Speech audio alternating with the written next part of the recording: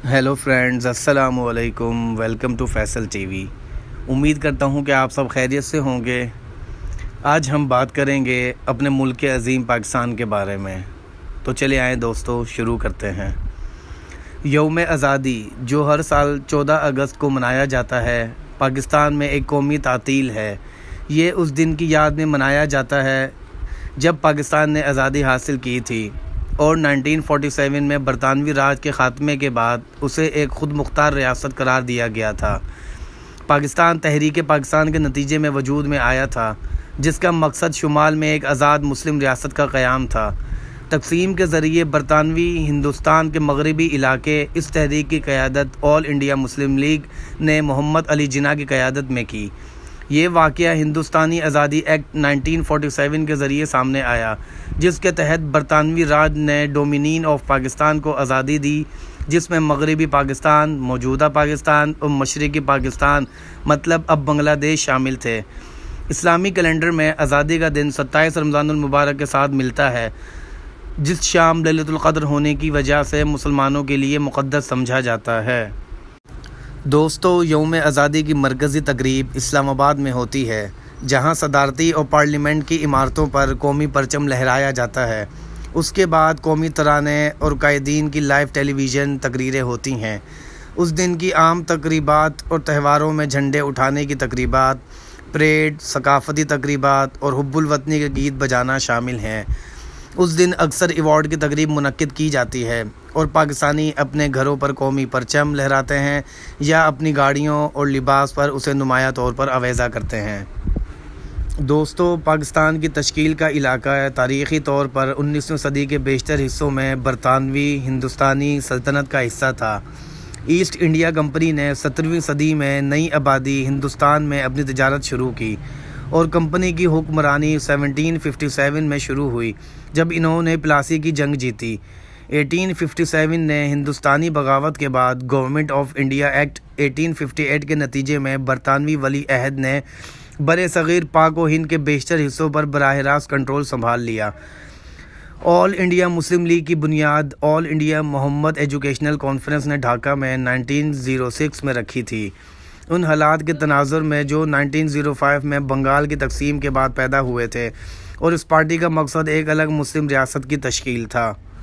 दोस्तों, जनूबी एशिया के शुमाल मगरबी इलाकों में एक अलहदा मुस्लिम रियासत का तस्वुर अल्लामा इकबाल ने दिसंबर 1930 में मुस्लिम लीग के सदर की हैसियत से अपनी तकरीर में पेश किया था। 3 साल बाद पाकिस्तान का नाम एक अलहदा रियासत के तौर पर चौधरी रहमत अली की तरफ से मुखफ़फ़ की सूरत में पेश किया गया। एक ऐलान में तजवीज़ किया गया। ये पंजाब, अफ़गानिया, साबका शुमाल, मगरबी सरहदी सूबे, कश्मीर, सिंध और बलूचिस्तान के 5 शुमाली इकाइयों पर मुश्तमिल था। इकबाल की तरह बंगाल भी रहमत अली की तजवीज़ से बाहर रह गया था। दोस्तों, 1940 की दिहाई में जैसे ही हिंदुस्तान की आज़ादी की तहरीक में तेज़ी आई, ऑल इंडिया मुस्लिम लीग की क़यादत में मुस्लिम कौम परस्ती का एक उरूज हुआ, जिसमें मोहम्मद अली जिन्ना सबसे नुमाया रहनुमा थे। हिंदुओं और मुसलमानों के दरमियान जज्बात शिद्दत अख्तियार कर रहे थे। बरतानवी हिंदुस्तान में मुकीम मुस्लिम तारिकीन वतन के मफादात को महफूज बनाने के लिए एक सियासी जमात होने के नाते मुस्लिम लीग ने 1940 की दिहाई में हिंदुस्तान की तहरीक आज़ादी में फ़ैसला कुन करारदाद अदा किया और जनूबी एशिया में एक मुस्लिम रियासत के तौर पर पाकिस्तान के क़याम के पीछे मुहर्रिक क़ुव्वत के तौर पर तैयार हुआ। ऑल इंडिया मुस्लिम लीग ने 22 मार्च 1940 के 3 रोज़ा जनरल इजलास के दौरान एक रस्मी सियासी बयान पेश किया गया, जिसे लाहौर करारदाद के नाम से जाना जाता है, जिसमें मुसलमानों के लिए एक आज़ाद रियासत के क़याम का मुतालबा किया गया था। 23 मार्च वो तारीख़ भी बन गई जिस दिन पाकिस्तान एक सल्तनत से जमहूरियत में तब्दील हुआ और इसे यौम पाकिस्तान के नाम से जाना जाता है। दोस्तों, ऑल इंडिया मुस्लिम लीग जो वाहिद रियासत के नज़रिए से मुत्तफ़िक नहीं थे, एक मुतबादिल तौर पर अलहदा पाकिस्तान के ख़याल पर ज़ोर देती थी, और मुस्लिम लीग ने मुकामी हुकूमतों को बहुत ज़्यादा इख्तियारात के साथ एक गैर मरकज़ी रियासत की तजवीज़ पेश की, लेकिन इसे दोनों जमातों ने मुस्तरद कर दिया और इसके नतीजे में जनूबी एशिया में कई फसादात हुए। 3 जून 1947 को बरतानवी हुकूमत ने ऐलान किया कि बरतानवी हिंदुस्तान की 2 आज़ाद रियासतों में तकसीम के उसूल को कबूल कर लिया गया है।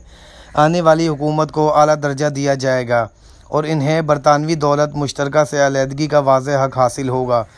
وائسرائے ماؤنٹ بیٹن کی اقتدار کی منتقلی کی تاریخ کے طور پر 15 اگست دوسری جنگ عظیم میں جاپان کے ہتھیار ڈالنے کی دوسری برسی کا انتخاب کیا گیا۔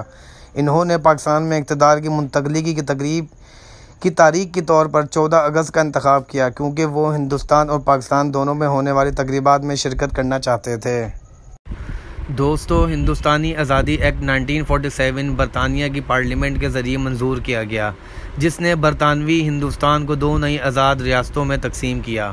ڈومینین آف انڈیا بعد میں جمہوریہ ہند بن گیا اور ڈومینین آف پاکستان بعد میں اسلامی جمہوریہ پاکستان بن گیا۔ اس ایکٹ نے بنگال اور پنجاب صوبوں کو دونوں ممالک کے درمیان تقسیم کرنے کا طریقہ کار فراہم کیا۔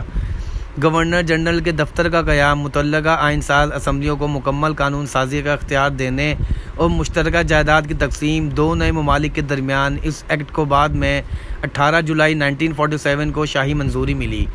تقسیم کے ساتھ پرتشدد فسادات اور بڑے پیمانے پر ہلاکتیں ہوئیں اور برصغیر میں مذہبی تشدد کی وجہ سے تقریباً 15 ملین افراد کی نقل مکانی۔ آزادی کے آس پاس کے مہینوں میں لاکھوں مسلمان، سکھ اور ہندو پناہ گزینوں نے بلا ترتیب پاکستان اور بھارت کی طرف نئی کھینچی گئی سرحدوں کا سفر کیا۔ دوستو، 14 اگست 1947 کو پاکستان کا نیا ڈومینین آزاد ہوا اور محمد علی جناح نے کراچی میں اس کے پہلے گورنر جنرل کے طور پر حلف اٹھایا۔ آزادی کا جشن بڑے پیمانے پر منایا گیا، لیکن 1947 میں آزادی کے دوران ہونے والے فرقہ وارانہ فسادات کے پیش نظر ماحول گرم رہا۔ دوستو، یہ تھی ہمارے ملک پاکستان کی کہانی۔ ہم نے یہ ملک بہت سی محنت اور قربانیوں سے حاصل کیا ہے۔ ہمیں اس ملک عظیم کی قدر کرنی چاہیے۔ دوستو، امید ہے کہ آپ کو ویڈیو پسند آئی ہوگی۔ ویڈیو کو لائک، کمنٹ، شیئر کرنا نہ بھولیں اور ایسی ہی انٹرسٹنگ ویڈیوز دیکھنے کے لیے فیصل ٹی وی کو سبسکرائب کریں۔ اپنا بہت سارا خیال رکھیں۔ اللہ حافظ۔